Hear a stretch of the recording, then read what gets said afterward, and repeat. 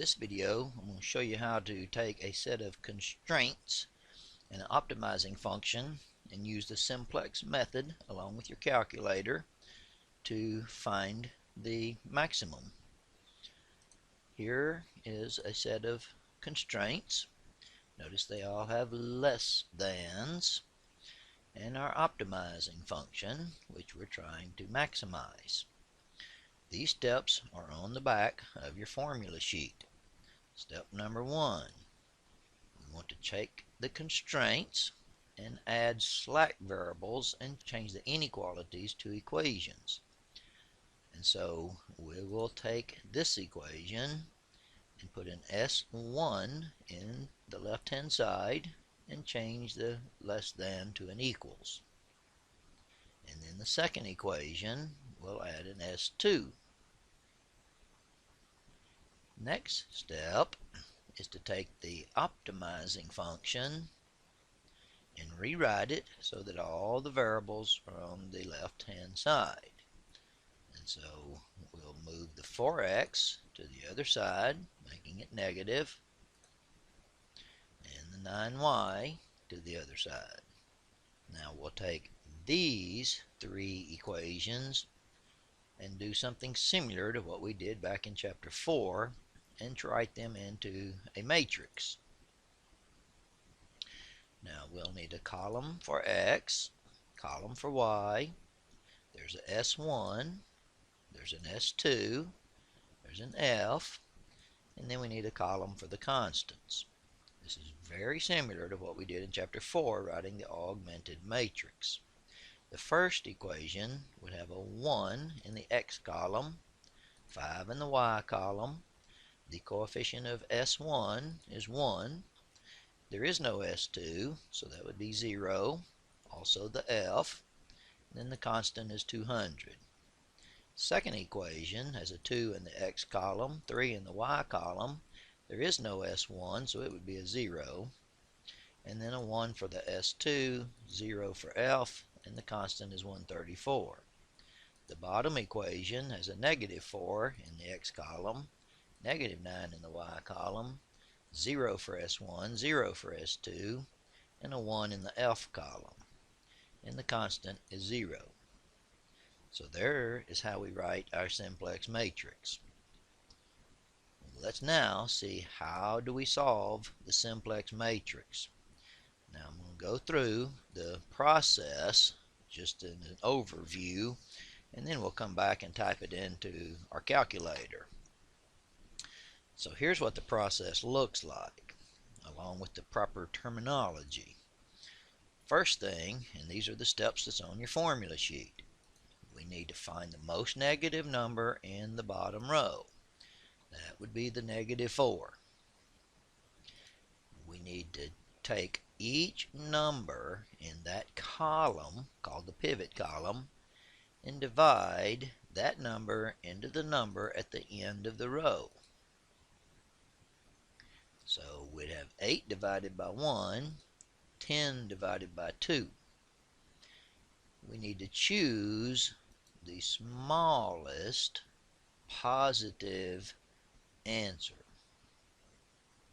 So the one that gives the smallest positive answer is called our pivot row. Now the intersection of the pivot column and pivot row is what's called our pivot element. Now to pivot on the 2 means to use the elementary row operations to create a 1 where the 2 is and zeros above and below that. Now we'll use our calculator for that, as I'll show you in just a moment, but here's what it would look like if you perform the pivot operation on row 2 in column 1. And then we would repeat the steps. The negative 1 in the bottom row is the most negative number in the bottom row. We would take each of the numbers in that column and divide into the number at the end of the row, and thereby finding our new pivot number. We would then do a pivot on row 1, column 2. And when we have no more negatives in the bottom row, we're through with the simplex operations. Now it's a matter of finding out what do we have. Interpreting the matrix. And so here's the labeling scheme that we used in the very beginning. Notice in the first column, which is the X column, the 1 is in the middle. Zeros every other place. If you follow the 1 across to the right hand side, that's the answer for X. Second column is the Y variable. The 1 in that top spot and zeros below it tells me the answer for Y can be found at the end of the first row. The P column likewise has a 1 at the bottom and zeros everywhere else. So the P would be the number at the end of the third row. The S1, since there's not a 1 and 0, would be a 0, and the S2 would be a 0. Now let's go back to the original simplex matrix and see how does that work out on the calculator. So let's take out our calculator. We'll go to our matrix editor and use matrix A. This one is a 3 by 6, 3 by 6, and we'll type in all of our numbers.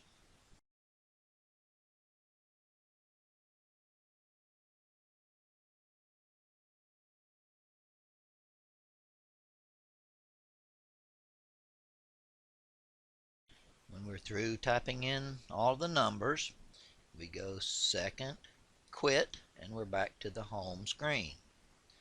We do program and choose simplex and press enter. Now the opening screen just says you should have already typed your matrix in matrix A. If you haven't done that, then you can do number 5 and go do that, and then run your simplex program again. And so here's the options. Now what we're going to do is see how this fits in with the steps.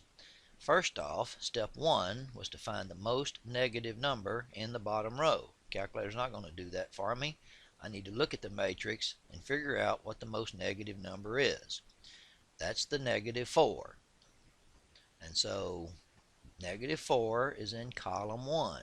Column 1 is going to be our pivot column. Now we're going to choose number 3 on our menu, which says divide. And it says pivot column. Now again, you're going to have to figure out what is your pivot column. In this one, pivot column is column 1. So I type a 1 and press enter. Now this is going to do the divide step for me. I'm looking at the 8 and the 5, not the 0. We won't ever be pivoting around the bottom row. The smallest number is what we're looking for. That's the 5, and it's in row 2. So my pivot row is 2. My pivot column is 1. I press enter. Number 2. Enter. Row 2. Column 1 is my pivot. I do number 1 to see the results. And now I notice the bottom row still has a negative number in column 2. So my pivot column is column 2.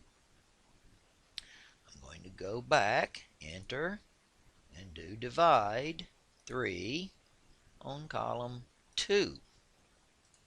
I look for the smallest positive number. That's in row 1. So my pivot is going to be row 1, column 2. I press enter, do a pivot, enter, row 1, column 2. I do number 1, display. I see no more negatives in the bottom row. So I write that matrix down and then go to interpret it.